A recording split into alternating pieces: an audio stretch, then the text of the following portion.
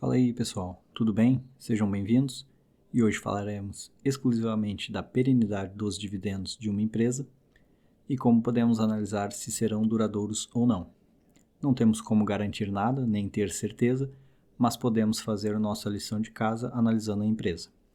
Então vamos entrar de forma mais detalhada aqui na saúde dos dividendos da empresa, e a empresa em que faremos a nossa análise será o Banco do Brasil. Então bora lá. Então vamos começar pelo que é estabelecido pelo Conselho de Administração da empresa, e aqui em fato relevante, o Conselho de Administração da empresa publicou a aprovação de um payout de 40% para o exercício de 2023, e basicamente o payout é um indicador da porcentagem que a empresa vai distribuir do lucro líquido em forma de dividendos ou juros sobre capital próprio, ou seja, a empresa aprovou a distribuição de 40% dos lucros líquidos a seus acionistas para o exercício de 2023. Enquanto o restante fica para a empresa, para ela poder reinvestir e continuar crescendo, alocando esses recursos de acordo com o que a gestão da empresa ache mais eficiente.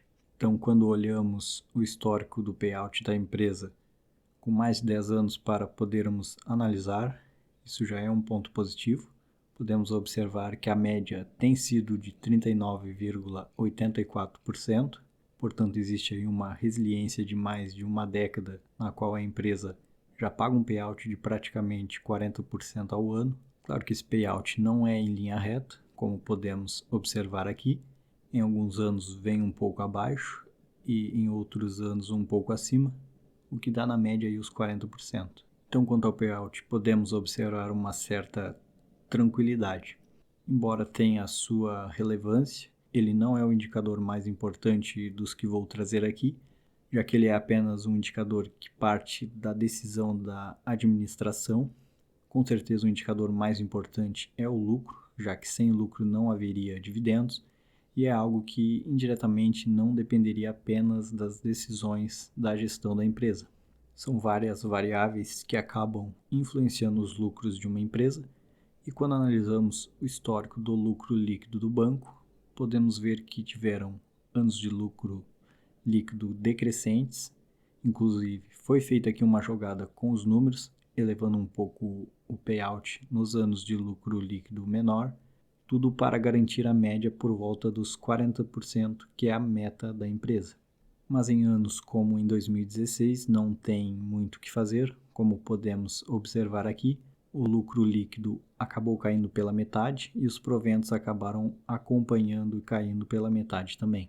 Em 2015 o lucro líquido tinha sido de 14 bi e no ano seguinte caiu para 7 bi, então caiu exatamente pela metade, e como podemos observar, os proventos acabaram caindo pela metade também, saindo de um provento de 4 bi para 2 bi. Por isso a importância dos lucros de uma empresa, sem lucros, sem dividendos. Até tem casos em que as empresas seguram os lucros de um ano e distribuem no outro. Por isso vemos em alguns casos em que a empresa distribui um payout acima de 40%, e às vezes as empresas conseguem pagar dividendos maiores quando fazem a venda de algum bem ou participação que elas tenham em alguma empresa e que deixa de fazer sentido a participação na mesma. Então essa participação é vendida e muitas vezes distribuída para os acionistas. Mas esse último exemplo obviamente não é sustentável, já que não será sempre que a empresa terá bens ou participações para serem vendidas. Por isso, um ótimo fundamento para analisarmos futuros dividendos é acompanhar o quanto uma empresa fatura, acompanhar os lucros da empresa. Basicamente, o fluxo de caixa de uma empresa é o principal fundamento quando o assunto é saúde da empresa. É através do fluxo de caixa que se mensura o valor futuro de uma empresa.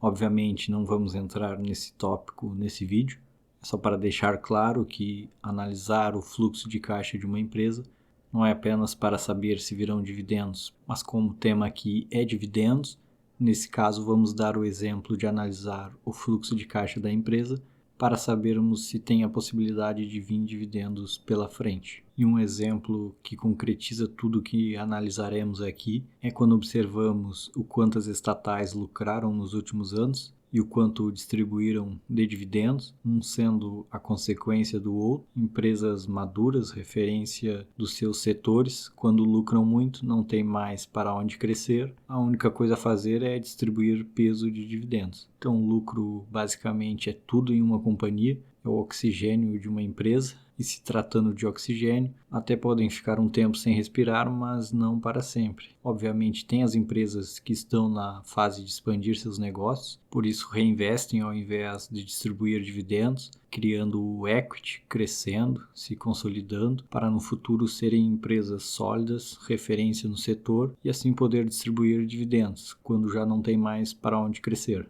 Até tem empresas hoje que já são referência no seu setor de atuação, porém o setor ainda tem demanda pelo serviço ou produto dessas empresas e com isso ainda tem espaço para crescer, para investir no setor, ainda tem a concorrência brigando forte por espaço e por isso fica mais difícil a empresa conseguir distribuir dividendos. Temos como exemplo empresas como a WEG, a Raia Drogasil, que são empresas com muita qualidade, referência no setor, mas que ainda têm vias livres para crescimento, conseguem ter um crescimento forte perante aquilo que reinvestem, por isso acabam não distribuindo dividendos nessa fase que a empresa se encontra. E tem aqueles setores que talvez nunca irão conseguir se consolidar, que demanda investimento o tempo todo, que tem fácil entrada para novos concorrentes, que é o setor do varejo, por exemplo, é um setor que prefiro não investir, e o grande ganho do investidor com certeza está naquelas empresas que simplesmente sobreviverão ao tempo,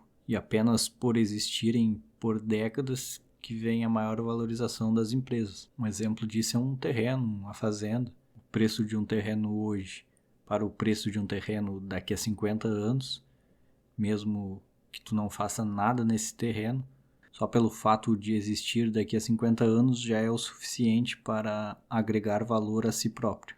E temos aqui o Dividend Yield, que é um indicador que mede a rentabilidade dos dividendos da empresa em relação ao preço das ações da mesma. Ou seja, uma empresa que tem suas ações sendo negociadas a R$100 e um Dividend Yield de 10% significa que ela pagou R$10 nos últimos 12 meses. Não quer dizer que ela continuará pagando 10% pelos próximos anos. É muito importante que o investidor entenda isso. É preço das ações no momento, baseado nos dividendos distribuídos nos últimos 12 meses. Por isso o dividend yield fica oscilando conforme o preço da ação sobe ou desce. E é por isso que não se pode investir baseado apenas no dividend yield. Na verdade, não se pode investir em uma empresa baseado apenas em um indicador, independente de qual seja ele. Mas vamos exemplificar uma distorção aqui em cima do dividend yield. Exemplo, se uma empresa custa R$100 e ela pagou 10 de dividendos nos últimos 12 meses, ela pagou um yield de 10%. Mas se a empresa apresenta resultados ruins e cai o preço da ação de R$100 para R$10, ela passaria a ter 100% de yield, já que o valor distribuído de dividendos equivaleria ao mesmo preço que se encontra a ação, distorcendo totalmente, parecendo ter um yield alto, quando na verdade foi o preço da ação que despencou. E por isso a análise tem que ser baseada em cima do máximo de indicadores possível, para que na hora de tomar suas decisões não se deixe levar por indicadores distorcidos. Espero muito que tenham gostado. No vídeo de hoje era isso aí. Agradeço pela sua companhia. Valeu e até o próximo vídeo.